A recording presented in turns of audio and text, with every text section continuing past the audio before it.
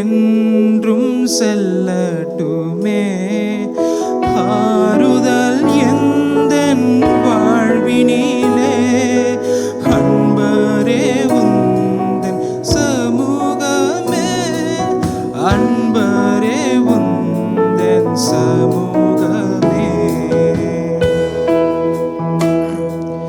பாதை தெரியாத குருடனை போல் பேதை தடுமாறும் வேளையிலும் வழிகாட்டி போதித்து நடத்திடும் உந்தன் சமூகம் போதுமையா, உந்தன் சமூகம் போதுமையா.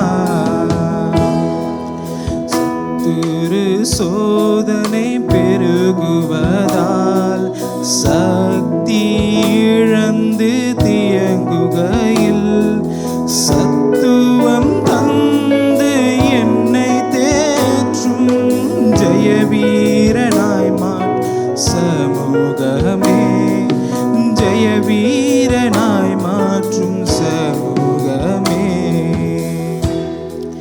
தேவனே உந்தன் திரு சமூகம் என் முன்னே என்றும் செல்லட்டுமே. ஆறுதல் எந்தன் வாழ்வினிலே அன்பரே உந்தன் சமூகமே, அன்பரே உந்தன் சமூகமே. கண்ணீரின் பள்ளம் கடக்கையிலே கண்ணீரால் படுக்கை நனையும் போது கண்ணீரை நீரூற்றாய் மாற்றி என்றும் கலிகூர பண்ணும் சமூகமே, கலிகூர பண்ணும் சமூகமே. தேவனே உந்தன் திரு சமூகம் என் முன்னே என்றும் செல்லட்டுமே. ஆறுதல் எந்தன் வாழ்வினிலே அன்பரே உந்தன் சமூகமே, அன்பரே உந்தன் சமூகமே. மேகம் மீதினில் நீர் வரும் நாள் விண்ணிலே உம்மையும் சந்திப்பேனே. உந்தனின் சாயலால் என்னை மாற்றும் உந்தன் சமூகம் போதுமையா, உந்தன் சமூகம் தாருமையா.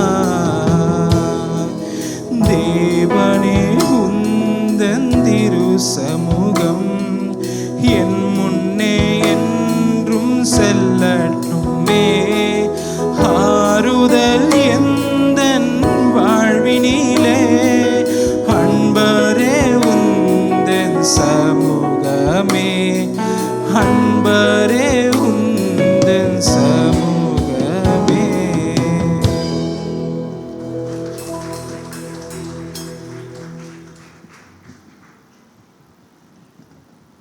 ஜெபிப்போம்.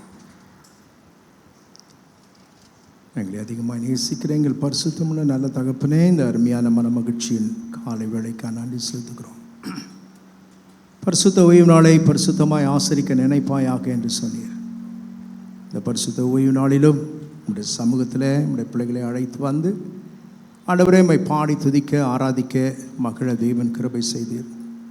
எப்பொழுதும் உங்களுடைய பிள்ளைகள் மனமோ வந்து இந்த ஊழியத்தை நேசிக்கிறபடினால் அவர்கள் கொடுத்து உதவிய உதாரத்துவமான காணிக்கைகளுக்காக நன்றி செலுத்துகிறேன். கர்த்தர் அதை ஆசீர்வதிப்பீராக. தெய்வ கிருபை அவர்களோடு கூட இருக்க வேண்டுமாய் ஜெபிக்கிறோம். ஆண்டவரே, வரும் நாட்களிலே எங்களுடைய சபையின் ஒயிட் வாஷ் தேவைகளை நீர் சந்தித்து ஆண்டவரே இந்த காரியத்தை கர்த்தரே நடத்தி கொடுத்தார் என்று சொல்லத்தக்கதாக தேவன் கிருபைத்தார். ஆசீர்வதியும் காத்துக்கொள்ளும், நன்மையான காரியங்களை செய்யும். மீதமுள்ள நாட்களிலும் உடைய பிள்ளையுடைய குடும்பங்களின் தேவைகளை சந்தியுமப்பா. ஒரு நாள் உடைய பிள்ளைகள் ஒரு இடத்தில் போய் கரம் நீட்டாதபடிக்கு அவருடைய அப்பத்தையும் தண்ணீரையும் ஆசீர்வதித்து வியாதியை உன்னிலிருந்து விலக்குவேன், நானே உன் பரிகாரி என்று சொன்னீரேன். உடைய பிள்ளைகளை ஆசீர்வதியும், வீண் செலவுகள் நஷ்டங்களுக்கு விலக்கி காத்துக்கொள்ளும். ஆசீர்வதியும், சமாதானத்தின் மேல் சமாதானத்தை உடைய பிள்ளைகளுக்கு அருளி செய்ய வேண்டுமாய் ஜெபிக்கிறோம். மீட்பர் இயேசு கிறிஸ்துவின் நாமத்தில் ஜெபிக்கிறோம் எங்கள் பரிசுத்தமுள்ள நல்ல தகப்பனே. ஆமென், ஆமென். Praise the Lord. Hallelujah. Hallelujah. Glory to God. அருமையாக நம்முடைய பிள்ளைகள் ஆர்த்தருக்காக நன்றி செலுத்துகிறேன். தேவனாகிய கர்த்தர் தமது பிள்ளைகளை எடுத்து உபயோகப்படுத்துவாராக. வரும் நாட்களில் அவர்கள் செய்தி கொடுக்க வேண்டும். ஹல்லேலூயா. நம்மளே பேசிகிட்டு இருந்தால் எப்படி, அவங்களும் பேசணும்ல. கர்த்தர் எக்யூப் பண்ணுவார், எக்யூப் பண்ணிகிட்ருக்கிறாரு. நிச்சயமாகவே வரும் நாட்களில் நம்முடைய பிள்ளைகளை கர்த்தர் வல்லமையாக எடுத்து உபயோகப்படுத்துவாராக. ஆண்டவருடைய நாமம் மகிமைப்படுவதாக. Praise the Lord. Hallelujah. Praise the Lord. பின்னாடி உட்கார்ந்துருந்தேன், நீங்கள் எப்படி ஆராதனை பண்ணுறீங்க அப்படின்னு பார்க்குறதுக்காக. எத்தனை பேர் எத்தனை மணிக்கு வரீங்க அதையும் பார்த்தேன். பாதி பேர் உட்காந்துட்டீங்க. ஒரு அரை மணி நேரம் ஆண்டவருடைய சமூகத்தில் நிற்க முடியலையே உங்களால்? அவ்வளோ பலவீனமாக இருக்கிறீங்களா? கர்த்தருடைய பிள்ளைகளே, நம்ம ஒவ்வொரு நாளும் காலையில் எழுந்த உடனே நான் சொல்லியிருக்கிறேன், என்னை பலப்படுத்துகிற சொல்லுங்கள், கிறிஸ்துவினாலே எல்லாவற்றையும் செய்ய எனக்கு பலன் உண்டு. இங்கே நிற்கிற எனக்கு ஐ எம் ஆல் ரைட் நினைக்கிறீங்களா? எத்தனையோ பலவீனம் இருக்கிறது.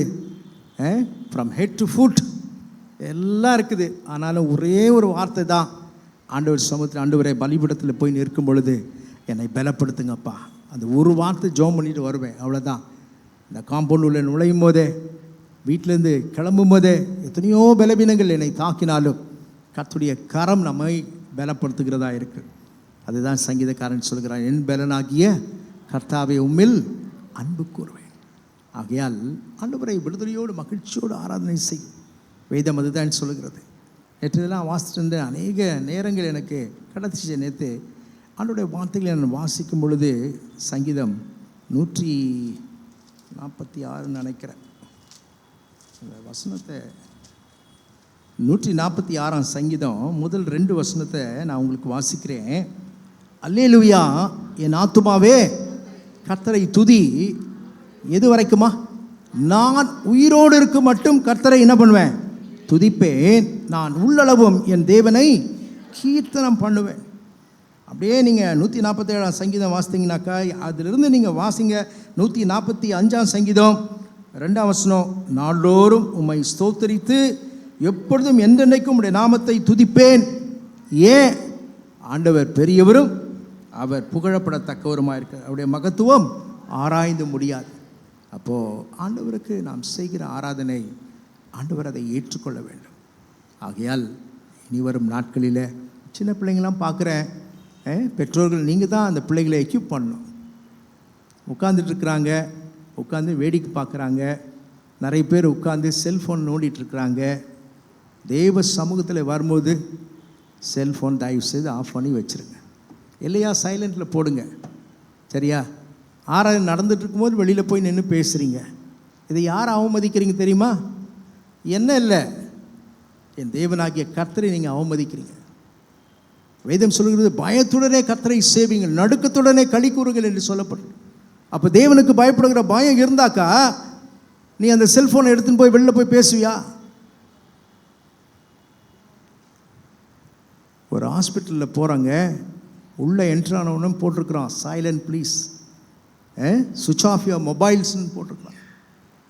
ஆனால் நம்ம தேவன், நம்மை படைத்தவர், உருவாக்கினவர், நமக்கு எல்லாவற்றையும் செய்திருக்கிறாரு. இந்த ஜூலை மாதத்தை கண்டவங்க இன்றைக்கி இல்லைங்க, நேற்று இருந்தவங்க இன்றைக்கி இல்லை. ஆனால் இத்தனை மாதங்கள் நம்மை நடத்தினார். ஆண்டவருக்கு என்ன நம்ம மரியாதை கொடுக்குறோம்? தயவு செய்து செய்யாதீங்க. நான் பார்த்துட்டு தான் இருக்கிறேன். ஆகையால் கர்த்தருடைய சமூகத்தில் வரும்பொழுது நம்மை அர்ப்பணிக்கணும். ஆண்டவர் எவ்வளோ நன்மைகளை செய்திருக்கிறார், சரியா? Glory to God. நின்று கர்த்தரை ஆராதிங்க. உங்களால் ரொம்ப முடியலையா? உட்காந்துங்க, பரவாயில்ல. ஆனால் உங்களால் முடியும், ஆண்டவரத்தில் பலத்தை கேட்டு பெற்றுக்கொள்ளுங்க. ஆண்டவரே என்னை பலப்படுத்துங்கப்பா, இந்த அரை மணி நேரம் ஆண்டவரே நான் நின்று கர்த்தரை ஆராதிக்கணும், ஆண்டவர் சமூகத்தில் நான் களி கூறணும், மகிழ்ச்சியோடு கர்த்தருக்கு ஆராதனை செய்யுங்கள், ஆனந்த சத்தத்தோட அவர் சந்நிதி முன் வாருங்கள். ஏன்? அவர் கர்த்தரே தேவன், மகாதேவன், எல்லா தேவர்களுக்கும் மேலானவர். அப்போது அப்பாவை நம்ம உயர்த்தும் போது கர்த்தர் நம்மை உயர்த்துகிற தேவனாக இருக்கிறார். Hallelujah, praise the Lord. கர்த்தருடைய நாமம் மகிமைப்படுவதாக. மணி 10:10. Glory to God. லேட்டாக வந்துட்டு நிறைய பேர் என்ன சொல்லுவாங்க, சீக்கிரமாக முடிக்கணும் அப்படின்வாங்க. Glory to God. கர்த்தர் உங்களோடு கூட பேசும்படியாக கர்த்தருடைய வார்த்தைக்காய் நான் காத்திருப்போம். ஆண்டவர் என் உள்ளத்தில் போட்ட ஒரே ஒரு காரியம், வெளிப்படுத்தல் 3ஆம் அதிகாரம் 7ஆம் வசனத்தை எடுத்தவர்கள் டக்குன்னு வாசிங்க. வாசிக்கிறவங்களாம் லீவ் ஆஃப் ஆகிட்டாங்களா?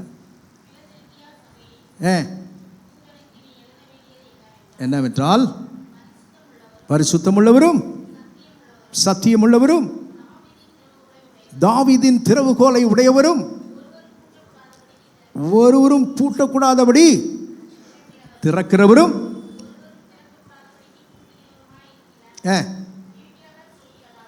போதுங்க. ஆண்டவர் அந்த ஒரு வசனத்தை ஆண்டவர் எனக்கு கொடுத்தார். ஒருவரும் பூட்டக்கூடாதபடி திறக்கிறவர். நம்முடைய ஆண்டவர் சர்வ வல்லமையுள்ள தெய்வன் என்பதை நாம் அறிந்திருக்கிறோம். ஒரு மனுஷனும் எந்த மனுஷனும் பூட்டவும் முடியாது. அவர் பூட்டினதை எந்த மனுஷனாலும் என்ன பண்ண முடியாது, திறக்கவும் முடியாது. கீ யார்கிட்ட இருக்கு? தாவீதின் திறவுகோலை உடையவர் நம்ம ஆண்டவராகிய இயேசு கிறிஸ்து. ஆகையால் திறக்கிறவர் என்கிற வார்த்தையை ஆண்டவர் எனக்கு கொடுத்தார். எதையெல்லாம் ஆண்டவர் திறக்கிறார் என்று சொல்லி அநேக வசனங்கள் இருக்கிறது. ஆனால் அதையெல்லாம் நான் பேச விரும்பலை. இப்போ ஒரே ஒரு காரியத்தை தான் ஆண்டவர் எனக்கு முக்கியப்படுத்தி காண்பித்தார். ஆண்டவர் மனுஷனுக்கு ரொம்ப முக்கியமானதுங்க அவனுடைய சரீரத்தில் எதுங்க? நீங்கள் பார்க்குறீங்களே, எதுங்க? கண். ஸோ கண்களை ஆண்டவர் திறக்கிறதாக இருக்கார். நம்முடைய கண்களை ஆண்டவர் திறக்கிறவர். என்னங்க எங்களுக்கு கண் நல்லா தாங்க இருக்குதுங்க, நாங்களும் குருடு இல்லைங்க அப்படின்னு நம்ம சொல்லுவோம். ஆண்டவர் எதை எதிர்பார்க்கிறார்? நம்முடைய ஆவிக்குரிய கண்களை ஆண்டவர் திறக்க வேண்டும் என்று விரும்புகிறார். ஹல்லேலூயா. வேதத்தில் அநேக வேத வசனங்கள் இருக்குது. சங்கீதம் 119ஆம் சங்கீதம் 18ஆம் வசனத்தில் வேதம் சொல், உமது வேதத்தின் அதிசயங்களை நான் பார்க்கும்படிக்கு என் கண்களை திறந்தருளும் என்று சொல்லப்படும். இந்த காலை வேளையில் நேற்று மாலையில் ஒரு வசனத்தை வாசித்தேன். மத்தேயு 6ஆம் அதிகாரம் பாருங்களேன், எடுங்களேன். மத்தேயு 6ஆம் அதிகாரம் இந்த வசனத்தை நான் வாசிக்கிறேன். மத்தேயு 6ஆம் அதிகாரம் 22, 23 வசனங்கள் சொல்லப்பட்டிருக்கிறது. கண்ணானது சரீரத்தின் விளக்காய் இருக்கிறது. உன் கண் தெளிவாக இருந்தால் உன் சரீரம் முழுவதும் எப்படி இருக்குமா? வெளிச்சமாக இருக்கும். உன் கண் கெட்டதாக இருந்தால் உன் சரீரம் முழுவதும் இருளாய் இருக்கும். இப்படி உன்னிலுள்ள வெளிச்சம் இருளாய் இருந்தால் அவ்விருள் எவ்வளவு அதிகமாயிருக்கும். கண்ணானது சரீரத்தின் என்னவா இருக்கா?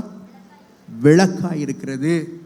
உன் கண் தெளிவாக இருந்தால் உன் சரீரம் முழுவதும் வெளிச்சமாக இருக்கும். உன் கண் கெட்டதாக இருந்தால் உன் சரீரம் முழுவதும் இருளாக இருக்கும்.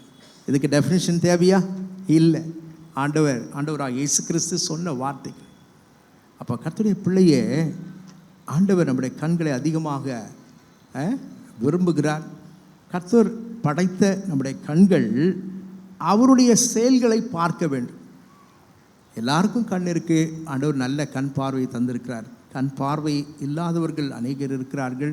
நம்முடைய மத்தியில் மிஷன் டு த பிளைண்ட் அவங்க வர்றதை நீங்கள் பார்த்துருக்குறீங்க. அவர்களுக்கு இருக்கிற விசுவாசம் கூட யாருக்கு இல்லை? நமக்கு இல்லை. அவங்க சொல்கிறாங்க, என்னைக்குனா ஒரு நாள், இன்னைக்கு உங்களை நாங்கள் பார்க்கல, ஆனால் ஒரு நாள் எங்கள் பரம தகப்பனை நாங்கள் என்ன பண்ணுவோம்? பார்ப்போம் அப்படின்ற ஒரு நம்பிக்கையோடு அவங்க பேசுகிறாங்க. தேவனாகிய கர்த்தர் நம்முடைய கண்களை திறக்கிற தேவனாக இருக்கிறார். ஹல்லேலூயா. வேதத்தில் யாருடைய கண்களை எல்லாம் ஆண்டவர் திறந்தார், அதனால் என்ன நடந்தது என்பதை குறித்து நான் வேதத்தில் வாசிக்கும் பொழுது ஆதியாகமம் 3ஆம் அதிகாரத்தை எடுத்துக்கொள்ளுங்கள். ஆதியாகமம் 3ஆம் அதிகாரம் அந்த வசனங்கள் நமக்கு நன்றாய் தெரியும். ஆண்டவராகிய தேவன் ஏதேன் தோட்டத்தை உருவாக்கினார். உருவாக்கி அந்த 3 அதிகாரத்தை எடுத்து வச்சுங்க, அதுலேருந்து தான் பேசுகிறேன். ஸோ உங்களுக்கு நல்லா தெரியும், ஆதாமையும் ஏவாளையும் அவர் தம்முடைய சாயலாய் உருவாக்கினார். ஆணும் பெண்ணுமாக அவர்களை சிருஷ்டித்தார். அவர்களுடைய நாசியிலே தன்னுடைய சுவாசத்தை என்ன பண்ணார்? ஊதினார். எல்லாம் முடிஞ்சிச்சு. அவர்களை பார்த்து நீங்கள் பூமியை ஆள கடவீர்கள் என்று சொல்லிட்டாரு. இவங்க 2 பேரும் நல்ல சந்தோஷமாக இருக்கிறாங்க. இருக்கும்போது ஒருத்தர் வராரு. யார் அவரு? சொல்லுங்க. சர்ப்பம்.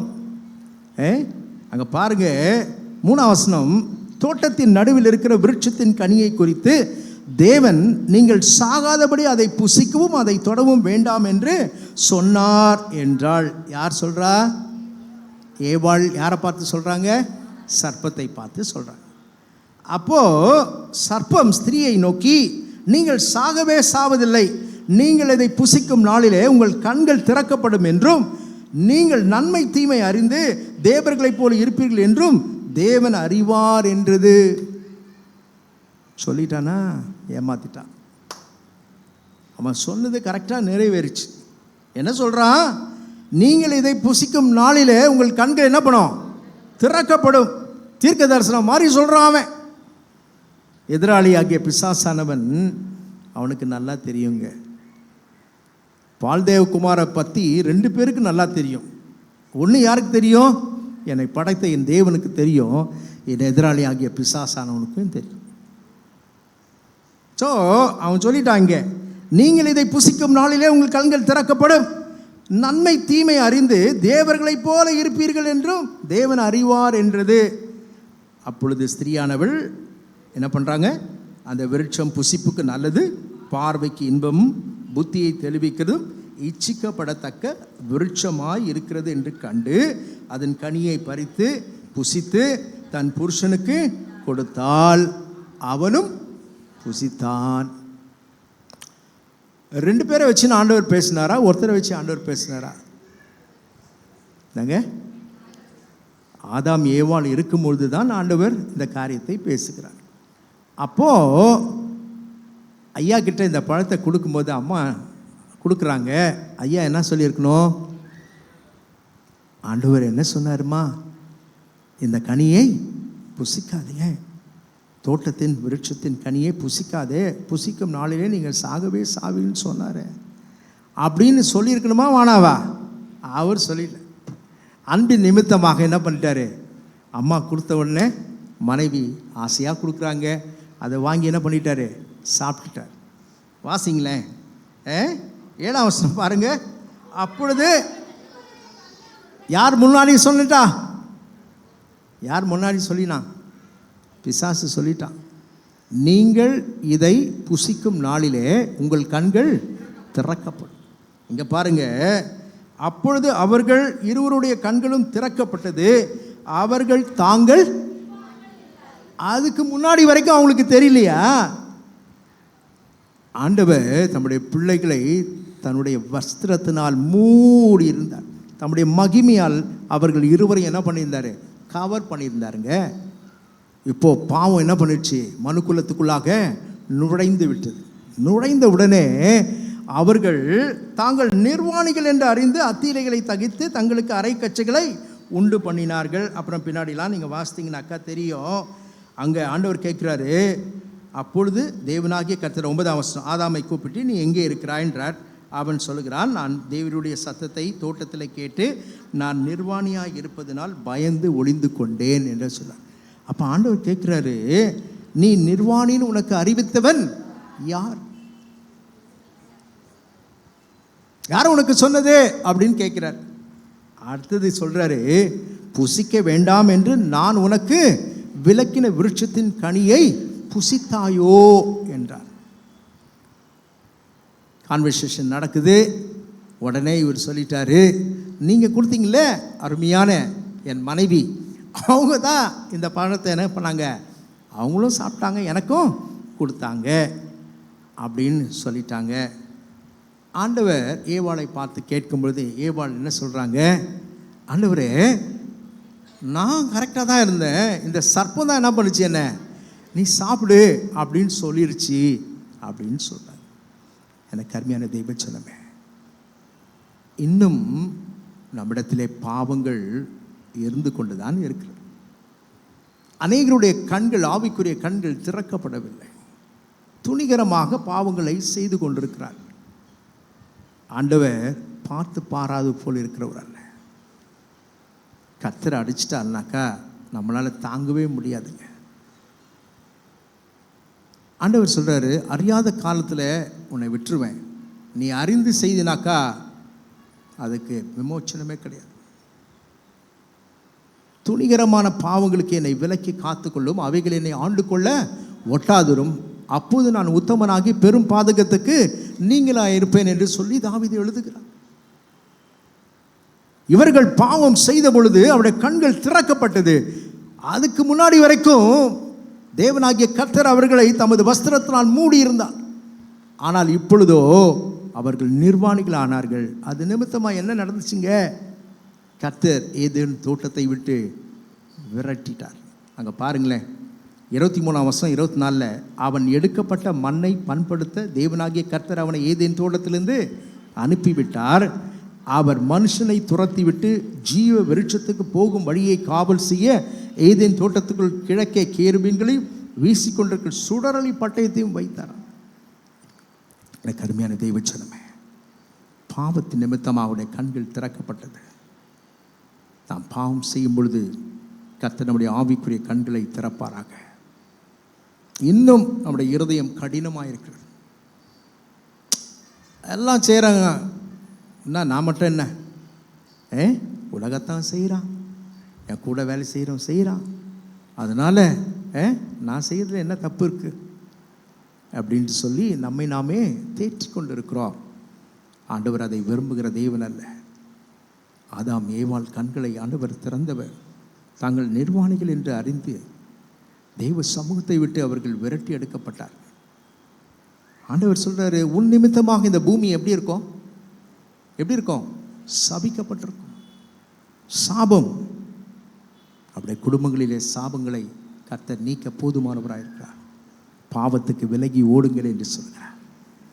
துணிகரமான பாவம் இந்த உலகத்தில் நாம் வாழ்கிற இந்த நாட்டில், இந்த சென்னை பட்டணத்தில் ஒவ்வொரு நாளும் செய்தி எடுத்து பார்த்தால் பயங்கரமான காரியங்கள் சம்பவிக்கிறதை நீங்கள் பார்க்கலாம். தன் சொந்த பிள்ளையே தாயே என்ன பண்ணுறா? இப்படிப்பட்ட தவறான உறவுகளுக்காக கொலை செய்து விடுகிறாள். ஆனால் நிச்சயமாக நியாய தீர்ப்பு ஒன்று உண்டு. அவர்களுக்கு பரவாயில்ல, அவன் அறியாதவன், இயேசுவை அறியாதவன். ஆனால் இயேசுவை அறிஞ்சவன், கர்த்தரை ஏற்றுக்கொண்டவன், ஞானஸ்தானம் எடுத்தவன், கர்த்தருடைய பந்தியிலே துணிகரமாக பங்கெடுக்கிறான். கர்த்தர் எல்லாவற்றையும் பார்த்து கொண்டிருக்கிறார்.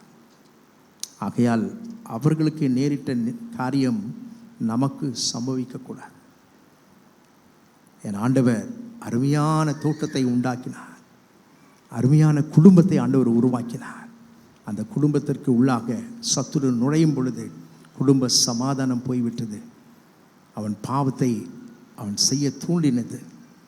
ஆண்டவருடைய வார்த்தைக்கு என்ன பண்ணல, அவங்க என்ன பண்ணலங்க, கீழ்ப்படியவில்லை. கர்த்தருடைய வார்த்தைக்கு கீழ்ப்படியாமல் போகும் பொழுது பரிசுத்தம் நம்மை விட்டு விலகி போகிறது. ஆண்டவருடைய சமூகத்தில் அவர்களைப் போல அல்லாமல் நாமும் ஆண்டவருடைய சமூகத்தில், ஆண்டவரே என் பாவங்கள் என்னை மேற்கொள்ளக்கூடாது. ஹல்லேலூயா. சுத்தம் விரும்பும் சுத்த ஜோதியே, விரும்பா அசுத்தம் யாவும் நீக்குமே. சுத்தம் விரும்பும் சுத்த ஜோதியே, விரும்பா அசுத்தம் யாவும் நீக்குமே. பாவி நீ சப்பாவி நானையா, தெய்வாயிரக்கம் செய்ய மாட்டீரோ. பாவி நீ சப்பாவி நானையா, தெய்வாயிரக்கம் செய்ய மாட்டீரோ. பரிசுத்தர் கூட்டம் நடுவில் ஜொலித்தீடும் சுத்த ஜோதியை அரூபியை, இவ்வேளையில் அடிய நெஞ்சும் வாரீரோ. அரூபியில் இவ்வேளையில் ஆடி நெஞ்சம் வாரீரோ.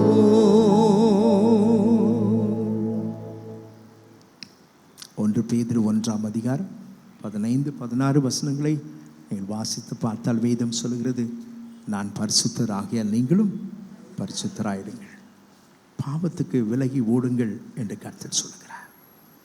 பாவம் கொடிது பிரியமானவர்களே. பாவம் செய்கிற ஆத்துமா என்ன ஆகுமா? சாகும். நம்முடைய கண்கள் திறக்கப்பட்டிருக்கிறது, நம்முடைய கண்கள் நன்றாய் தான் இருக்கிறது.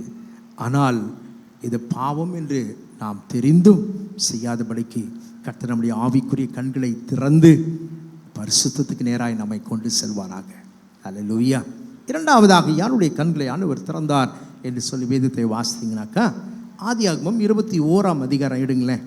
ஆதியாகமம் 21ஆம் அதிகாரம் 14ஆம் வசனத்தில் நான் வாசிக்கிறேன், அப்படியே ஃபாலோ பண்ணிட்டு வாங்க. ஆதியாகமம் 21ஆம் அதிகாரத்தை எடுத்துக்கொள்ளுங்கள். ஆபிரகாம் அதிகாலையில் எழுந்து அப்பத்தையும் ஒரு துருத்தி தண்ணீரையும் எடுத்து ஆகாருடைய தோளின் மேல் வைத்து பிள்ளையும் ஒப்பு கொடுத்து அவளை அனுப்பிவிட்டான். அவள் புறப்பட்டு போய் பெயர் சபாவின் வனாந்திரத்திலே அலைந்து திரிந்தாள். துருத்தில் இருந்த தண்ணீர் செலவழிந்த பின்பு அவள் பிள்ளையை ஒரு செடியின் கீழ் விட்டு, பிள்ளை சாகிறதை நான் பார்க்க மாட்டேன் என்று எதிராக அம்பு பாயும் தூரத்தில் போய் உட்கார்ந்து சத்தமிட்டு அழுதாள். தேவன் பிள்ளையின் சத்தத்தை கேட்டார். தேவதூதன் வானத்திலிருந்து ஆகாரை கூப்பிட்டு, ஆகாரே, உனக்கு என்ன சம்பவித்தது? பயப்படாதே, பிள்ளை இருக்கும் இடத்திலே தேவன் அவன் சத்தத்தை கேட்டார். நீ எழுந்து பிள்ளையை எடுத்து அவனை உன் கையினால் பிடித்து கொண்டு போ, அவனை பெரிய ஜாதியாக்குவேன் என்றார். 19ஆம் வசனம் பாருங்க. தேவன் யாருடைய கண்களை திறந்தார்? ஆகாரின் கண்களை திறந்தார். அப்பொழுது அவள் ஒரு தண்ணீர் துறவை கண்டு போய் துருத்தியிலே தண்ணீர் நிரப்பி பிள்ளைக்கு குடிக்க கொடுத்தால். தேவன் பிள்ளையுடனே இருந்தார். அவள் வளர்ந்து வனாந்தரத்தில் குடியிருந்து வில் வித்தையில் வல்லவனானான். அல்லேலூயா. இந்த சம்பவம் நமக்கு தெரியும். ஆண்டவருடைய வார்த்தைக்கு எவ்வளவு கீழ்ப்படியல. தேவனாகிய கர்த்தர் அவளுக்கு அருமையான ஒரு வாழ்க்கையை ஏற்படுத்தி கொடுத்தார் இல்லையா? சாராய் அம்மா வந்துட்டு தன்னுடைய அடிமை பெண்ணாகிய ஆகாரை என்ன பண்ணாங்க? ஆபிரகாமுக்கு மனைவியாக கொடுத்தாங்க. அப்போ எல்லா ஆசீர்வாதங்களையும் கர்த்தர் அவளை நினைத்தருளினால் அது நிமித்தமாக இஸ்மவேல் பிறந்தான். அப்படி இருக்கிற சூழ்நிலை தான் சாராயை என்ன பண்ணிட்டாங்க? இந்த அம்மா அற்பமாக நினைச்சாங்க. தேவன் அதை விடவில்லை. அதற்கு தான் இந்த பனிஷ்மெண்ட். ஆண்டவர் சகலவற்றையும் நேர்த்தியாய் செய்ய வல்லவர். அப்போது அந்த வசனத்தை முன்னாடி பார்த்தீங்கன்னாக்கா 11ஆம் வசனம் பாருங்களேன். தன் மகனை குறித்து சொல்லப்பட்ட இந்த காரியம் ஆபிரகாமுக்கு மிகவும் துக்கமாக இருந்தது. அப்பொழுது தேவன் ஆபிரகாமை நோக்கி, அந்த பிள்ளையும் உன் அடிமை பெண்ணையும் குறித்து சொல்லப்பட்டது உனக்கு துக்கமாய் இருக்க வேண்டாம். ஈசாக்கினிடத்தில் உன் சந்ததி விளங்கும். ஆதலால் சாரால் உனக்கு சொல்வதெல்லாவற்றையும் கேள். அடிமை பெண்ணின் மகனும் உன் வித்தாய் இருக்கிறபடியால் அவனையும் நான் என்ன பண்ணுவேன்? ஒரு ஜாதியாக்குவேன் என்றார். ஆண்டவர் விடலை. ஆகாரின் கண்ணீரை ஆண்டவர் கண்டார். அது மாத்திரமல்ல, அவருடைய கண்களையும் ஆண்டவர் திறந்தார். திறந்ததுனால என்ன நடந்துச்சுங்க? தேவனாகிய கர்த்தர் அவருடைய துக்கத்தை சந்தோஷமாய் மாற்றினார். அல்லேலூயா. அந்த வனாந்தரத்தில் தண்ணீர் கிடைக்க வாய்ப்பில்லை. வனாந்திரத்தை நம்ம பார்த்துருப்பீங்க, நீங்கள் டிவிலெலாம் பார்த்துருப்பீங்க இல்லையா? அப்படியே அப்ராடில் நீங்கள் போயிருந்தீங்கனாக்கா நீங்கள் பார்த்துருக்கலாம் வனாந்திரம் எப்படி இருக்கும்னு சொல்லிட்டு. ஆனால் அந்த வனாந்திரத்தில் ஒரு துறவை என் ஆண்டவர் உருவாக்கினவர் அவளுக்கும் அவருடைய பிள்ளைக்கும் தண்ணீரை கொடுத்து தாகத்தை தீர்த்தார். அல்லேலூயா. நம்முடைய ஆண்டவர் எப்படிப்பட்டவருங்க? தாகம் தீர்க்கிறவர். தாக தீர்க்கும் ஜீவ நதி என் ஆண்டவராகிய இயேசு கிறிஸ்து. அதை தான் சொல்லுகிறேன். தண்ணீரை எதற்கு ஒப்பிட்டு பேசுகிறார்கள்? பரிசுத்த ஆவியானவருக்கு ஒப்பிட்டு பேசுகிறார். அந்த பரிசுத்த ஆவியாகிய தண்ணீர் நமக்குள் பெருக்கெடுத்து ஓடும் பொழுது கர்த்தர் நம்முடைய துக்கங்களை சந்தோஷமாய் மாற்றுவார். அவருடைய கண்ணீருக்கு பதில் கொடுத்தார். கடந்த வாரம் சொன்னேன், என் தேவனாகிய கர்த்தர் இங்கே அவருடைய கண்களை திறந்தார். கண் இல்லையா அவளுக்கு? நல்ல கண் ஆண்டவர் கொடுத்துருந்தார்ல. ஆனால் அந்த சந்தர்ப்பத்தை சூழ்நிலையில் அவள் எங்கும் தேடி பார்த்தால் ஒன்றும் கிடைக்கவில்லை. ஆனால் தேவனாகிய கர்த்தர் அவருடைய கண்களை திறந்தார். அங்கு துறவை ஆண்டவர் ஏற்படுத்தி கொடுத்தார், நீரூற்றை கொடுத்தார். எனக்கு அருமையான தெய்வ ஜனமே, நம்முடைய கண்களையும் ஆண்டவர் திறப்பார். நம்முடைய வாழ்க்கையில் கஷ்டங்கள் ஒன்று மாற்றி வருதையா, சஞ்சலங்கள், வேதனைகள், கண்ணீர்கள், கவலைகள், இதுதான் எனக்கு உணவாக இருக்கு. எதை எடுத்தாலும் எந்த காரியமும் சக்ஸஸ் ஆகலை. வனாந்தரமான ஒரு வாழ்க்கை, ஒரு ஜீவியம். ஆனால் அந்த வனாந்திரத்தின் நடுவில் யார் இருக்கிறா? கர்த்தர் இருக்கிறாருங்க. கர்த்தர் உங்களை ஒரு நாளும் வெட்கப்பட விட மாட்டார். கர்த்தர் உங்களை கைவிடுகிற தெய்வன் அல்ல. கர்த்தர் உங்களோடு கூட இருப்பார். ரெண்டாவது பார்த்தீங்கன்னாக்கா, மூன்றாவதாக இன்னொரு காரியம் என்னை காலையில் வாசிச்சுட்டு இருந்தேன். அங்கே பார்த்தீங்கன்னா 22 அதிகாரம், அதிங்களே 22 அதிகாரம் 13 வசனம், 12, 13 பாருங்களேன். அப்பொழுது அவர், பிள்ளையாண்டான் மேல் உன் கை போடாதே, அவனுக்கு ஒன்றும் செய்யாதே, நீ அவனை உன் புத்திரன் என்றும் உன் ஏக சுதன் என்றும் பாராமல் எனக்காக ஒப்பு கொடுத்தபடியினால் நீ தேவனுக்கு பயப்படுகிறேன் என்று இப்பொழுது அறிந்திருக்கிறேன் என்றார். யார் சொல்கிறா? யார் சொல்கிறா? கர்த்தர் சொல்கிறாரு. யாரை பார்த்து? ஆபிரகாமை பார்த்து. ஆபிரகாம் 13 வசனம் பாருங்க. ஆபிரகாம் தன் கண்களை ஏறெடுத்து பார்க்கும் பொழுது இதோ பின்னாக புதரிலே தன் கொம்புகள் சிக்கி கொண்டிருந்த ஒரு ஆட்டுக்கடாவை கண்டான். அப்பொழுது ஆபிரகாம் போய் கடாவை பிடித்து அதை தன் குமாரனுக்கு பதிலாக தகன பலியிட்டான். ஆபிரகாம் அந்த இடத்துக்கு என்னன்னு பேர் விட்டார்? யெகோவா ஈரே. யெகோவா ஈரே என்று சொன்னால் கர்த்தருடைய பர்வதத்தில் பார்த்து கொள்ளப்படும். நம்முடைய தேவைகள் எதுவாக இருந்தாலும் நாம் யாரிடத்துல வைக்கணுமா? கர்த்தரிடத்தில். பாடுறோம்ல, யெகோவா ஈரே, தந்தையாம் தெய்வம், நீர் பார்த்து கொள்வீர், எல்லாமே அவர் பார்த்து கொள்வார். அவருடைய தேவைகள் ஆண்டவருக்கு தெரியாதா? ஆண்டவருடைய வார்த்தைக்கு கீழ்ப்படிந்தான் இல்லையா? பின்னாடிலாம் நீங்கள் வாசித்து பார்த்தீங்கன்னாக்கா 16 வசனத்தில் கர்த்தருடைய தூதனானவர் 2ஆம் தரம் வானத்திலிருந்து ஆபிரகாமை கூப்பிட்டு, நீ உன் புத்திரன் என்றும் ஏக சுதன் என்றும் பாராமல் அவனை ஒப்பு கொடுத்து இந்த காரியத்தை செய்தபடியால் நான் உன்னை என்ன பண்ணுவேன்? ஆசீர்வதிக்கவே ஆசீர்வதித்து உன் சந்ததியை வானத்து நட்சத்திரங்களைப் போலவும் கடற்கரை மணலைப் போலவும் பெருக பண்ணுவேன் என்றும் உன் சிநதியார் தங்கள் சத்துருக்களின் வாசல்களை சுதந்திரித்துக் கொள்வார்கள் என்றும் நீ என் சொல்லுக்கு என்ன சொல்றாரு? கீழ்ப்படிந்தபடியினால் உன் சந்ததிக்குள் பூமியில் உள்ள சகல ஜாதிகளும் ஆசீர்வதிக்கப்படும் என்று என் பேரில் ஆணையிட்டேன் என்று யார் சொல்றா? கர்த்தர் சொல்றார். கர்த்தர் அவ்விதமாக ஆபிரகாமை ஆசீர்வதித்தார். ஆபிரகாமின் கண்களை ஆண்டவர் திறந்தார். அவன் கர்த்தருடைய வார்த்தைக்கு கீழ்ப்படிந்தான். ஆண்டவருடைய சொல்லுக்கு ஆண்டவர் சொல்றார், அவனை குறித்து சாட்சி சொல்றார், நீ என் சொல்லுக்கு கீழ்ப்படிந்தபடியினால் இப்படிப்பட்ட ஆசீர்வாதத்தை உன் சந்ததியை நான் ஆசீர்வதிப்பேன். நீங்களும் நானும் யாருடைய சந்ததிங்க? ஆபிரகாமின் சந்ததி என்று அழைக்கப்படுகிறோம். கர்த்தர் பெரியவர். நான்காவதாக ஒரு காரியத்தை நான் சொல்லுகிறேன். வேதம் சொல்லுகிறது, என்னாகமம் 23ஆம் அதிகாரத்தை எடுத்துக்கொள்ளுங்கள். 22 மன்னிக்குவோம். என்னாகமம் 22ல் 31ஆம் வசனத்தை பாருங்க. என்னாகமம் 22 30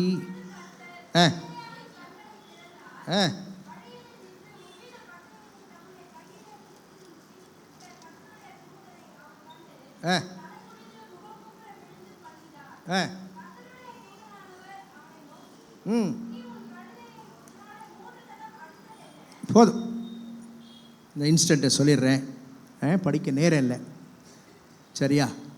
3 காரியம் சொன்னேன். 3 கண்களை ஆண்டவர் திறந்தார்னு சொன்னேன். முதல் காரியம் யாருடைய கண்களை திறந்தார்?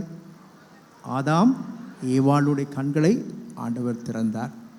இரண்டாவதுக்கு ஆகாரின் கண்களை திறந்தார். மூன்றாவது ஆபிரகாமின் கண்களை ஏறெடுத்து பார்த்து ஆண்டவர் அவனுக்கு செய்ய வேண்டிய நன்மைகளை ஆண்டவர் செய்தார். கர்த்தருடைய வார்த்தைக்கு கீழ்ப்படியும் பொழுது கர்த்தர் மகிமையான காரியத்தை ஆண்டவர் தம்முடைய பிள்ளைகளுக்கு அவர் வாக்கு பண்ணியிருக்கிறார். உன்னை ஆசீர்வதிக்கவே ஆசீர்வதித்து உன்னை பெருகவே பெருக பண்ணுவேன் என்று சொன்னவர், அதன்படி கர்த்தர் ஆசீர்வதித்த தேவன் நம்மையும் ஆசீர்வதிக்காமல் இருப்பாரா? நிச்சயமாய் ஆசீர்வதிப்பார். அல்லேலூயா, அதில் சந்தேகம் இல்லை. நான்காவதாக வேதம் சொல்கிறது, கர்த்தர் யாருடைய கண்களை திறந்தாரா? பிலேயாமின் கண்களை திறந்தார். அதுக்கு முன்னாடியே பாருங்களேன், அதுக்கு முன்னாடி பார்த்தீங்கன்னாக்கா 25ஆம் வசனம் பாருங்களேன். 22, 25.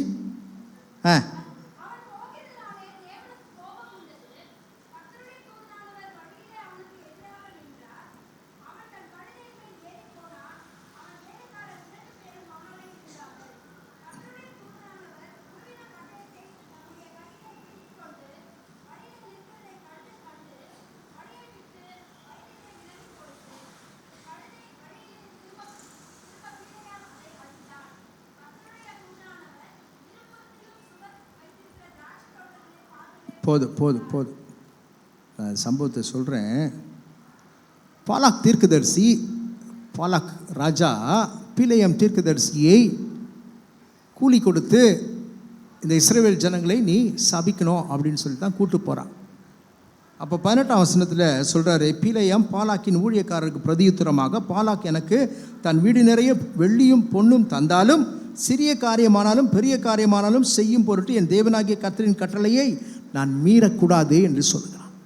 அப்படியே பின்னாடி நீங்கள் வாசித்து வந்தீங்கன்னாக்கா, தேவனாகிய கர்த்தர் கழுதையை, கர்த்தருடைய தூதனானவர் இருபுறமும் சுவர் வைத்திருந்த திராட்சை தோட்டத்தின் பாதையில் போய் நின்றார்.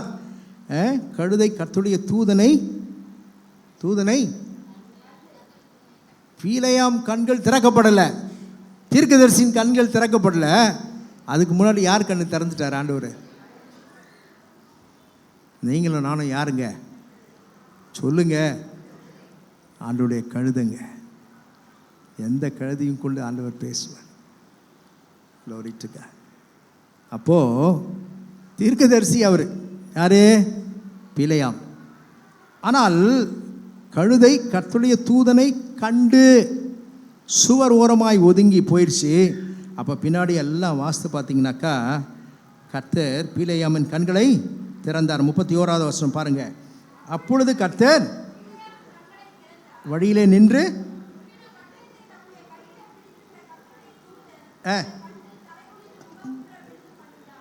ஓகே, கர்த்தருடைய தூதனான அவனை நோக்கி சொல்றாரு, நீ உன் கழுதை இதனோடு எத்தனை முறை அடிச்ச? 3 முறை அடிச்சிருக்கிற. நான் உனக்கு எதிராக புறப்பட்டு வந்தேன், கழுதை என்னை கண்டு இந்த 3 தடவை எனக்கு விலகிற்று. எனக்கு விலகாமல் இருந்ததானால் இப்பொழுது நான் உன்னை என்ன பண்ணியிருப்பேன்னு சொல்கிறாரு. இந்த வசனத்தை பாருங்கள். கொன்று போட்டிருப்பேன், கழுதையை என்ன பண்ணியிருப்பேன்? உயிரோட வச்சிருப்பேன் அப்படின்ற. பிலேயாம் தீர்க்கதரிசி தன் தவறை உணர்கிறான். ஆண்டவர் ஒரு மனுஷனை ஆசீர்வதிக்க விரும்புகிறார். ஆனால் இவன் ஆண்டவரால் வார்த்தையை பெற்றுக்கொண்டவன். ஆனாலும் அவன் சொன்னதுக்காக அவன் என்ன பண்ணுறான்? அவன் ராஜாவுக்கு பின்னாடி போகிறான். ஸோ ஆண்டவர் அதை விரும்புகிற தகப்பன் அல்ல. என் தேவனாகிய கர்த்தர் சொல்லுகிற காரியம், இஸ்ரவேலை ஆசீர்வதிப்பது தான் யாருக்கு பிரியம்? என்னாகும் 24:1 பிலேயாம் சொல்கிறார், இஸ்ரவேலை ஆசீர்வதிப்பது தான் கர்த்தருக்கு பிரியம் என்று அவன் கண்டு கொண்டான். நான் எவ்வளோ சொல்கிறேன், என் வாயிலிருந்து சாபமான வார்த்தைகள் வருவதில்லை. இன்னைக்கு நம்ம என்ன பேசுகிறோம்? சாபமான வார்த்தைகளை உங்கள் நாவிலே ஏற்கக்கூடாது.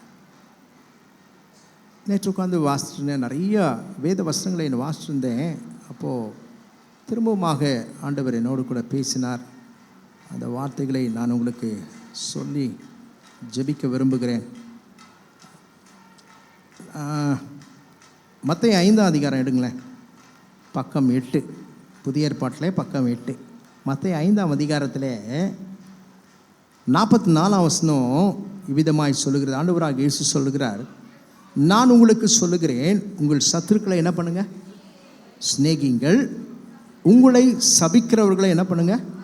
ஆசீர்வதிங்கள். உங்களை பகைக்கிறவர்களுக்கு என்ன பண்ணுங்க? நன்மை செய்யுங்கள். உங்களை நிந்திக்கிறவர்களுக்காகவும் உங்கள் துன்பப்படுத்துறவர்களுக்காகவும். இது ஒரு காரியம் கூட நம்மளால் அப்ளிகபிளாக இல்லை.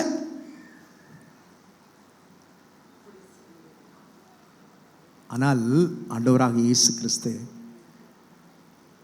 நம்முடைய பிள்ளைகளுக்காக சகலவற்றையும் அவர் நம்மிடத்தில் அவர் எதிர்பார்க்கிறார்.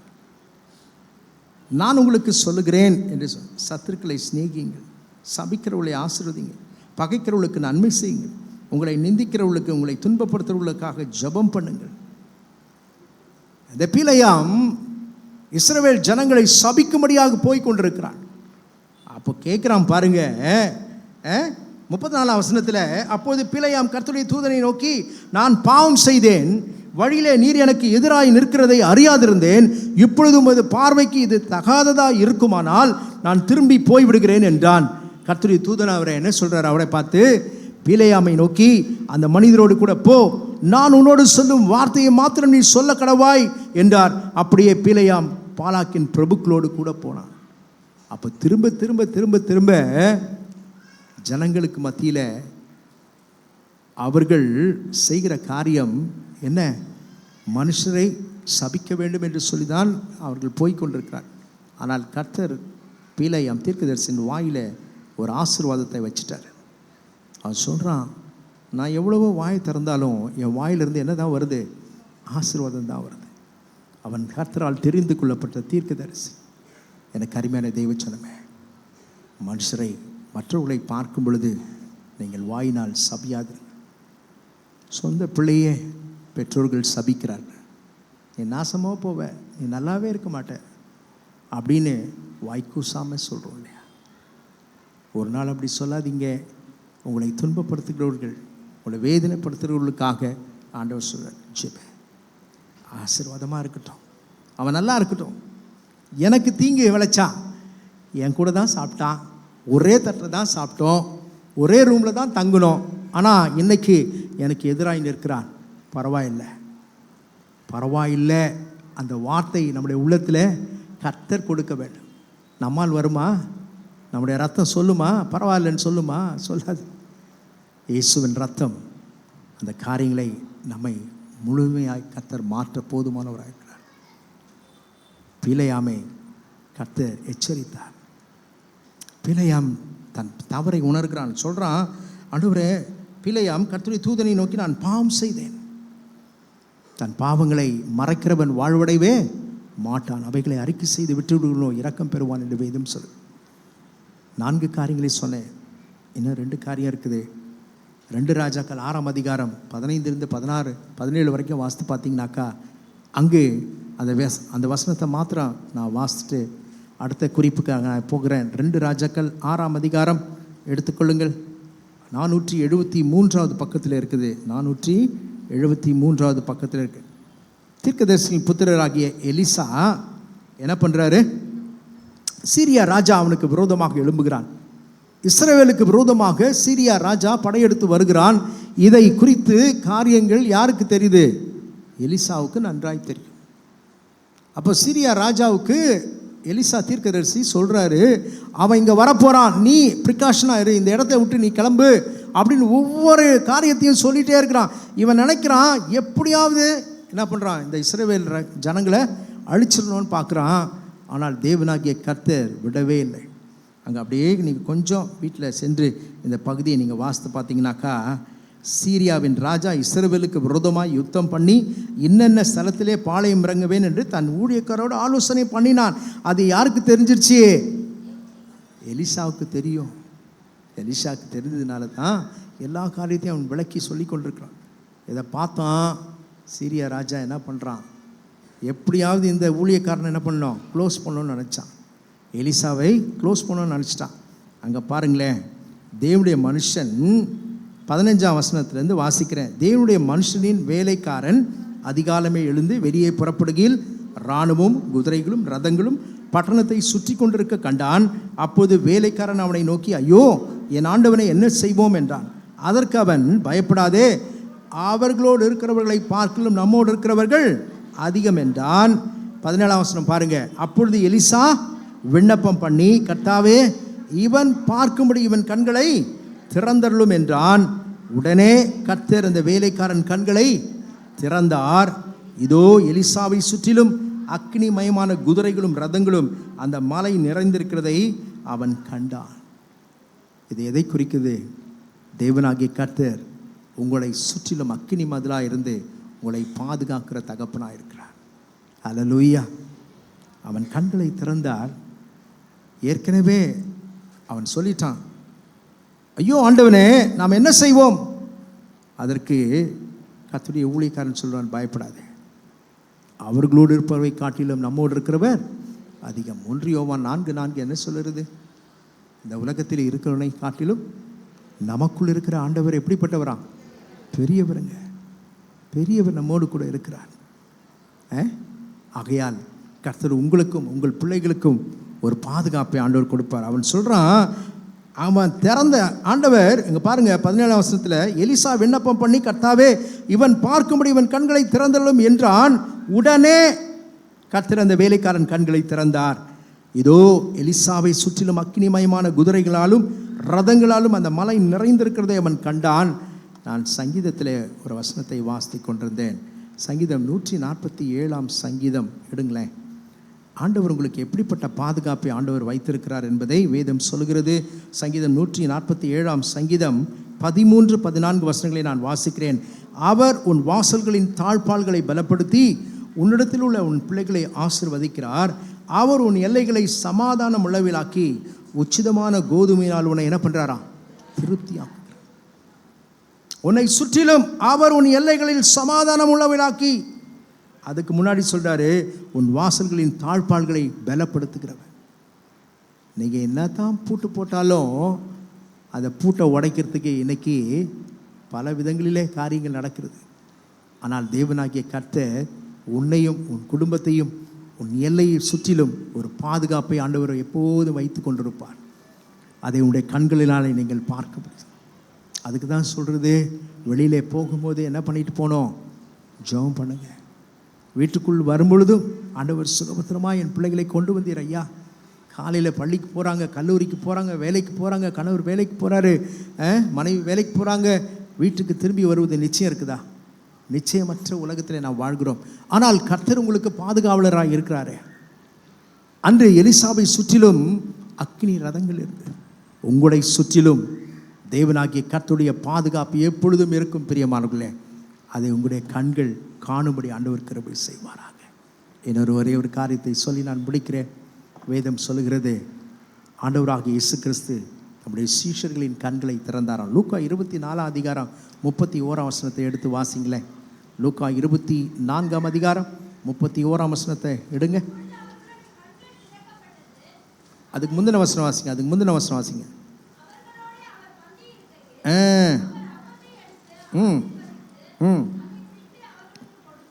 ஹல்லேலூயா. அவர்களோடு கூட முதல்ல ஆண்டவர் உயிர்த்தெழுந்து போயிட்டுருக்கிறாரு. அப்பொழுது தீர்க்கதரிசிகள் சொன்ன யாவையும் விசுவாசிக்கிறதுக்கு புத்தி இல்லாத மந்த இருதயம் உள்ளவர்களே, கிறிஸ்து இவ்விதமாக பாடுபடவும் தமது மகிமையில் பிரவேசிக்க வேண்டியதில்லையா என்று சொல்லி மோசே முதலிய சகல தீர்க்கதரிசிகளும் எழுதின வேத வாக்கியங்கள் எல்லாவற்றிலும் தம்மை குறித்து சொல்லியவற்றை அவளுக்கு விவரித்து காண்பித்தார். அப்படியே வாஸ்து வந்தீங்கன்னாக்கா என்ன வாசிக்கிறேங்க? அத்தருணத்தில் தாங்கள் போகிற கிராமத்துக்கு சமீபமானார்கள். அப்பொழுது அவர் அப்புறம் போகிறவர் போல காண்பித்தார். அப்படியே பின்னாடி வந்தீங்கன்னாக்கா அவர்களோடு கூட என்ன பண்ணுறாரு ஆண்டவராக இயேசு கிறிஸ்து? 30ஆம் வசனம் பாருங்க. அவர்களோடு கூட அவர் பந்தி இருக்கையில் அவர் அப்பத்தை எடுத்து ஆசீர்வதித்து அதை பிட்டு அவர்களுக்கு கொடுத்தார். இதை தான் சொல்கிறேன், கர்த்தருடைய பந்தியிலே நீங்கள் பங்கு பெற வேண்டும். ஞானஸ்நானம் எடுத்திருக்கிறீங்க, இன்னும் ஞானஸ்நானம் எடுக்காதவர்கள் இருக்கிறீங்க. கர்த்தருடைய வார்த்தைக்கு நாம் கீழ்ப்படியாமல் இருக்கும். கர்த்தருடைய வார்த்தைக்கு கீழ்ப்படியாமல் போகும் பொழுது ஆண்டவர் ஒரு நேரத்தை வச்சிருக்கிறார், ஒரு காலத்தை வச்சிருக்கிறார். இங்கே பாருங்க, அவருடைய கண்கள் திறக்கப்பட்டது. எப்போது திறக்கப்பட்டது? அவர்கள் அவரோடு கூட பந்தி இருக்கையில் அவர் அப்பத்தை எடுத்து ஆசீர்வதித்து அதை பிட்டு அவர்களுக்கு கொடுத்தார். அப்பொழுது அவருடைய கண்கள் திறக்கப்பட்டு அவரை அறிந்தார்கள். உடனே அவர் அவருடைய கண்களுக்கு மறைந்து போனார். கர்த்தருடைய பிள்ளையே, கர்த்தருடைய பந்தி மிக முக்கியம். ஆண்டவருடைய கண்களை திறப்பார். ஆண்டவரோடு கூட நீங்கள் ஐக்கியமாக இருக்கும் பொழுது கர்த்தர் அவளோடு கூட இருந்து அந்த பந்தியில் யார் இருக்கிறா? பரிசுத்த பந்தியின் நம்ம சொல்கிறோம்ல, ஹோலி கம்யூனியன் என்று சொல்கிறோம். அந்த பரிசுத்த பந்தியில் நாம் பங்கு பெற வேண்டும் என்று சொல்லி கர்த்தர் விரும்புகிறார். புதிய உடன்படிக்கை. ஆண்டவர் சொன்னார், நான் திரும்பி வரும்பொழுதும் என்னை நினைவு கூறும்படி இதை செய்யுங்கள் என்றார். அப்போ ஆண்டவர் சீக்கிரம் வரப்போகிறார். உலகத்தின் காரியங்களை நீங்கள் ஒவ்வொரு நாளும் பார்த்து கொண்டிருந்தால், ஒவ்வொரு காரியத்தையும் பார்க்கும் பொழுது ஆண்டவராக இயேசு கிறிஸ்து அந்த வாசற்படியில் நின்று கொண்டிருக்கிறார். அல்லேலூயா. அப்போது கால தாமதம் வேண்டாம். கர்த்தருடைய வார்த்தைக்கு கீழ்ப்படிந்து ஞானஸ்நானம் பெற்றுக்கொள்ளுங்கள். ஞானஸ்நானம் எடுத்தவர்கள் கர்த்தருடைய பரிசுத்த பந்தியை அநேகர் அசட்டை செய்கிறீர்கள். ஆண்டவர் சொல்கிறாரு, கர்த்தருடைய பந்தியை நீ அசட்டை பண்ணால் என்னோடு கூட உனக்கு பங்கு இருக்காதுன்னு சொல்லிட்டார். நீ அங்கே போகவே முடியாது. ஆண்டவர் ராஜ்யத்தில் நீ பங்கடையவே முடியாது. அதுக்கு முன்னாடி சொல்கிறாரு, ஒருவன் ஜலத்தினாலும் ஆவினாலும் பிரவாகத்தால் தேவனுடைய ராஜ்யத்தில் பிரவேசிக்க மாட்டான்னு சொல்லிட்டாரு. அடுத்தது, நீ கர்த்தருடைய பந்தியில் நீ பங்கு பெறாமல் நீ எழும்பி போயிட்டே இருந்தீனாக்கா அதற்கு பதிலே இல்லை. நீயே உன்னுடைய முடிவை நீயே தெரிந்து கொள்ளுகிறாய். அவ்வளோதான். என் தேவனாகிய கர்த்தர் நம்மோடு கூட பேசுவாராக. இத்தனை காரியங்களை நான் உங்களுக்கு சொன்னேன். முதல்ல யார் கண்களை ஆண்டவர் திறந்தார்? ஆதாம் ஏவாளுடைய கண்களை திறந்தார். ரெண்டாவது ஆகாரின் கண்களை. மூன்றாவது ஆபிரகாம். நான்காவது பீலையாமின் கண்களை திறந்தார். ஐந்தாவது இல்லையே எலிசாவின் வேலைக்காரன் கண்களை ஆண்டவர் திறந்தார். கடைசியாக சீஷரின் கண்களை திறந்தார். அவங்க கண்ணெல்லாம் திறந்துட்டாரு, என் கண்ணு ஒன்றும் திறக்கலையே. நம்ம ஆண்டவரிடத்தில் கேட்கணும், ஆண்டவரே என்னுடைய ஆவிக்குரிய கண்களை திறந்து கொடுங்க. இந்த கண்களை திறந்ததுனாலே தேவன் அவர்களுக்கு கொடுத்த நன்மைகள், முதல் காரியம் மாத்திரம், இன்னும் நம்முடைய வாழ்க்கையில் தேவனுக்கு விரும்பாத காரியங்கள், கண்கள் திறக்கப்பட்டு இன்னும் ஆண்டவருடைய சமூகத்தில் நாம் பாவங்களை செய்யாதபடிக்கு ஆண்டவர் நம்முடைய பரிசுத்த கண்களை ஆண்டவர் நமக்கு தருவாராக. அல்லேலூயா. வேதத்திலே சொல்லப்பட்டபடி உன் கண் தெளிவாக இருந்தால் உன் சரீரம் முழுவதும் வெளிச்சமாக இருக்கும். உன் கண் இருளாக இருந்தால் உன் சரீரம் முழுவதும் கெட்டதாக இருக்கும். இதற்கு டெஃபினிஷன் இல்லை. நம்மை நாமே நிதானித்து பார்ப்போம். நம்முடைய கண்களை கர்த்தருடைய சமூகத்தில் வைப்போம். கண்களை பதிய வைப்போம் கர்த்தராம் இயேசுவின் மேல். கர்த்தர் பெரிய காரியங்களை உங்கள் வாழ்க்கையில் செய்வார்.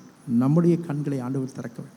ஏன் கண்களை ஆண்டவர் திறக்கணும் அப்படின்னு நம்ம ஒவ்வொரு நாளும் ஜெபிக்கணும். ஆண்டவரே, நல்ல கண்களை, மாம்சமான கண்களை எனக்கு தந்திருக்கீங்க, ஆவிக்குரிய கண்களை எனக்கு தரேன்.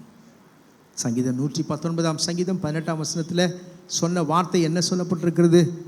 வேதத்தின் அதிசயங்களை பார்க்கும்படி என் கண்களை என்ன பண்ணுங்க, திறந்துடலாம். நிச்சயமாக ஆண்டவர் திறந்துள்ளார். கர்த்தருடைய நாமம் மகிமைப்படுவதாக. ஒரே ஒரு 5 நிமிஷம் அன்பு சகோதரர் இந்தியா காஸ்பல் சொசைட்டியிலேருந்து வந்திருக்கிறாங்க, இந்திய சுவிசேஷ சங்கத்திலிருந்து.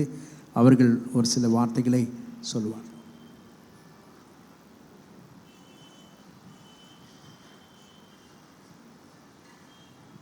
கர்த்தருடைய பரிசுத்த நாமத்துக்கு ஸ்தோத்திரம். இந்தியன் காஸ்பல் சொசைட்டி என்ற அமைப்பிலிருந்து வருகிறேன். நாங்கள் திருச்சபையில் இணைந்து பலதரப்பட்ட ஊழியங்களை செய்து வருகிறோம். அதில் பிரதானமானது சிறுவர் ஊழியம், வாலிபர் ஊழியம், திரைப்பட ஊழியம், இலக்கிய ஊழியம் என்ற போன்ற ஊழியங்களை செய்து வருகிறோம். இந்த சிறுவர் ஊழியத்தை ஏன் முக்கியப்படுத்தி செய்கிறோம் என்று சொன்னால், திருச்சபை வளர்ச்சிக்கு இந்த சிறுவர் ஊழியம் முக்கிய பங்கு வகிக்கிறதுனால அதை நாங்கள் பிரதானப்படுத்தி செய்கிறோம். கிராமங்கள் தோறும் அதை நாங்கள் செய்து வருகிறோம். ஸோ அதற்கான சில புத்தகங்கள் எங்களிடம் உண்டு. அதை நான் உங்களிடத்தில் அறிமுகப்படுத்துகிறேன். நீங்கள் வேணுன்றவர்கள் உங்கள் குழந்தைகளுக்கு நீங்கள் வாங்கி கொடுக்கலாம், உங்கள் ஊழியத்திற்கு நீங்கள் பயன்படுத்திக்கலாம். பைபிள் ஸ்டோரி கலரிங் புக்கு, பிக்சருக்கு கலர் அடிக்கிறது. Bible story spot the different, வித்தியாசம் கண்டுபிடிக்கிறது. பைபிள் மனப்பாட வசனம் வண்ணம் திட்டத்தல் புத்தகம், வசனத்துக்கு டெக்கரேட் பண்ணுறது, கலர் அடிக்கிறது. இது பைபிள் ஆல்ஃபாபெட்டு. நீங்கள்லாம் ஆல்ஃபாபெட்டு படிச்சிருப்பீங்க. ஏ ஃபார் என்னதுங்க, என்னங்க, ஆப்பிள். கரெக்டாக படிச்சுட்டு இருக்கீங்க. இது A for almighty God, B for Bible, C for cross.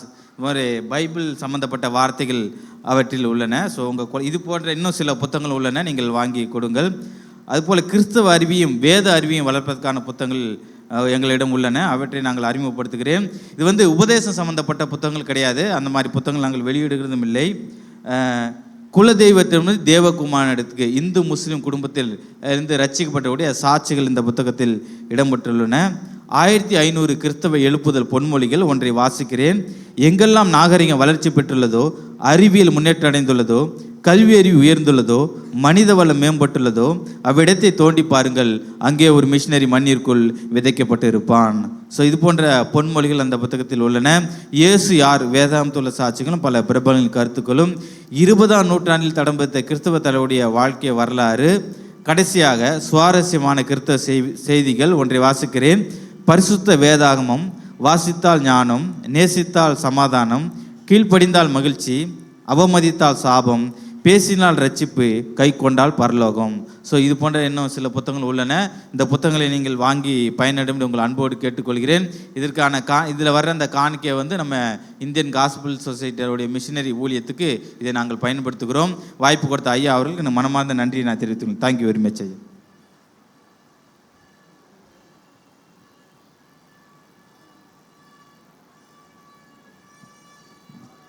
Praise the Lord. Hallelujah. கர்த்தர் நல்லவர், அவர் கிருபை என்றும் உள்ளது. நாம் யாவரும் எழும்பி நின்று கர்த்தரின் ஆசீர்வாதத்தை பெற்றுக்கொள்வோம். கடந்த வாரம் நீங்கள் ஃப்ரீயாக போனீங்க. இந்த வாரம் கொஞ்சம் கஷ்டப்பட்டு தான் நீங்கள் போகணும். Glory to God. ஜெபியுங்கள். ஒவ்வொரு நாளும் அவர்களுக்காக ஜெபிக்க வேண்டிய நம்முடைய கடமை. அங்கே பாருங்கள், படித்தவங்க எல்லாரும் நல்ல ஹையர் போஸ்ட்டில் இருக்கிறவங்க, அவங்க கூட வேல் குத்திட்டு போகிறாங்க. இன்னும் பல காரியங்கள் அங்கே நடந்து கொண்டிருக்குது. இந்த நிலைமை மாறணும். நம்ம ஆண்டவர் ரட்சித்தார்ல, நம்மளும் ஒரு நாள் அப்படி தான் இருந்தோம். என் தேவனாகிய கர்த்தர் நம்மை வேறு பிரித்தார். கர்த்தர் தாமே அந்த ஜனங்களுக்காக நீங்கள் ஜெபிக்கும் பொழுது கர்த்தர் உங்கள் ஜெபங்களை கேட்பார். ஜெபத்தை கேட்கிறவரே, மாம்சமான யாவரும் இடத்தில் வருவார்கள். Thank you Lord. என் கர்த்தர் செய்த நன்மை யாவும் எண்ணி முழு மனதாய் ஸ்தோத்தரிப்பேன் நான். என் கர்த்தர் செய்த நன்மை யாவும் எண்ணி முழு மனதாய் ஸ்தோத்தரிப்பேன் நான். ஆராய்ந்து முடியாது அதிசயங்கள் செய்தீரே, முழு மனதாய் ஸ்தோத்தரிப்பேன். ஆராய்ந்து முடியாது அதிசயங்கள் செய்தீரே, முழு மனதாய் ஸ்தோத்தரிப்பேன். ஸ்தோத்தரிப்பேன் நான், ஸ்தோத்தரிப்பேன் நான், முழு மனதாய் ஸ்தோத்தரிப்பேன் நான். ஸ்தோத்தரிப்பேன் நான், ஸ்தோத்தரிப்பேன் நான், முழு மனதாய் ஸ்தோத்தரிப்பேன் நான். எல்லா நன்மை என் வாழ்வில் செய்தீர், முழு மனதாய் ஸ்தோத்தரிப்பேன் நான். எல்லா நன்மைகள் என் வாழ்வில் செய்தீர், முழு மனதாய் ஸ்தோத்தரிப்பேன் நான். முடியாத அற்புதங்கள் செய்பவரே தானையா. எடுக்கலையா?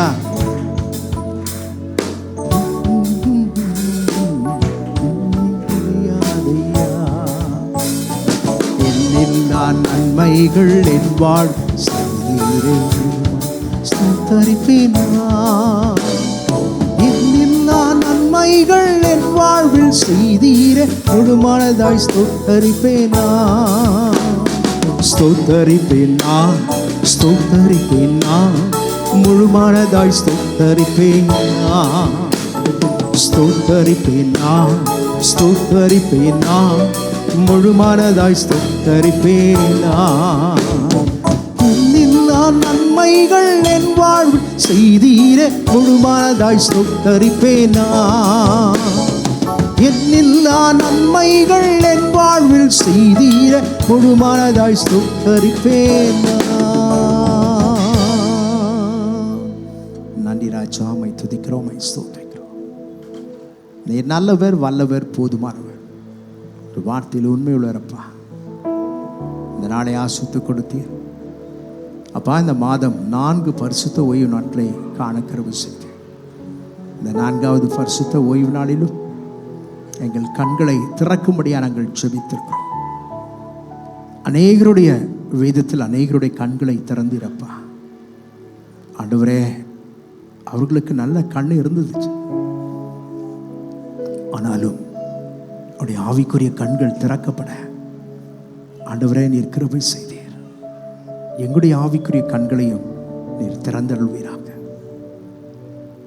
இன்னும் உமக்கு பிரியமில்லாத காரியம் எங்கள் வாழ்க்கையில் இருக்குமானால் அதை தூக்கி எறிந்து போட பலன் தாரும்.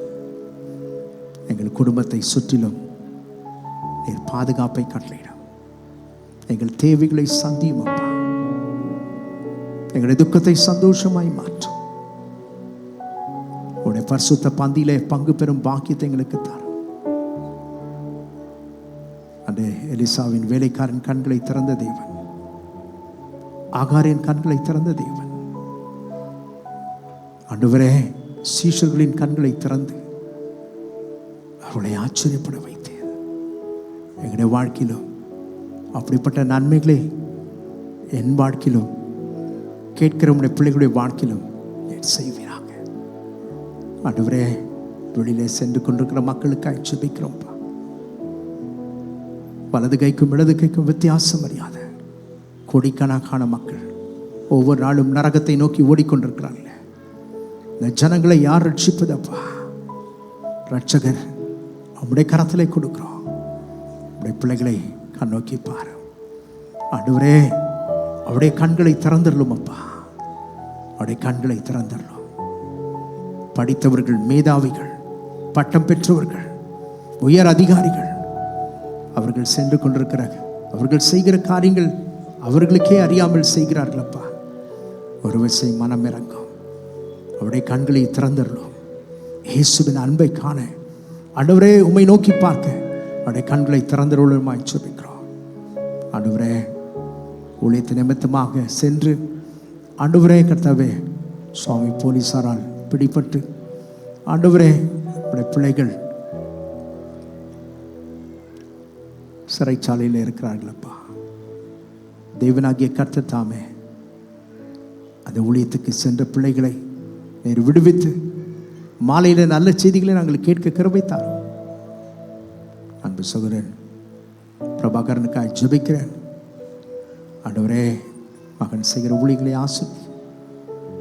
உடைய கால்களில் இருக்கிற பலவீனத்தை மாற்றி போடும். நல்ல ஆரோக்கியத்தை, சரீர சுகத்தை கொடுத்து இன்னும் உடைய ஊழியத்தை ஆண்டவரை திறம்பட செய்ய அநேக கிராமங்களுக்கு சென்று உடைய நாமத்தை மையப்படுத்த கிருபை தாரும். ஆசீர்வதியும். இயேசு கிறிஸ்துவ நாமத்தில் ஜெபிக்கிறோம் பிதாவே, ஆமென். நன்றி பிதாவே, உம்மை துதிக்கிறோம் அப்பா. ஸ்தோத்திரம். உம்முடைய கரத்திலே எங்களை ஒப்புவிக்கிறோம். இயேசு கிறிஸ்துவின் நாமத்தில் ஜெபிக்கிறோம் எங்கள் பரிசுத்தமுள்ள நல்ல தகப்பனே, ஆமென். என் ஆத்துமாவே கர்த்தரை ஸ்தோத்திரம். என் முழுவதும் பரிசு நாமத்தை ஸ்தோத்திரம். என் ஆத்துமாவே கர்த்தரை ஸ்தோத்திரி. கர்த்தர் செய்த சகல உபகாரங்களையும் மறவாதே, ஆமென். நம்முடைய ஆண்டவராக இயேசு கிறிஸ்துவின் கிருபையும் பிதாவாகி தேவனுடைய அன்பும் பரிசுத்த ஆவியானவரின் ஐக்கியமும் பாதுகாவலும் என்றும் என்றும் சதா நம் அனைவரோடும் இன்று வர தடைப்பட்ட கர்த்தருடைய பிள்ளைகளோடும் கர்த்தருடைய வருகை மட்டும் நிலைத்திருப்பதாக, ஆமென். கர்த்தர்களை ஆஸ்வதிப்பாராக. கர்த்தங்களோடு கூட இருப்பாராக. Price the Lord. வெள்ளிக்கிழமை 1ஆம் தேதி காலை ஆராதனை கடந்து வாருங்கள். கர்த்தருடைய கரத்திலிருந்து வார்த்தைகளை பெற்றுக்கொள்ளுங்கள். ஜீசஸ்.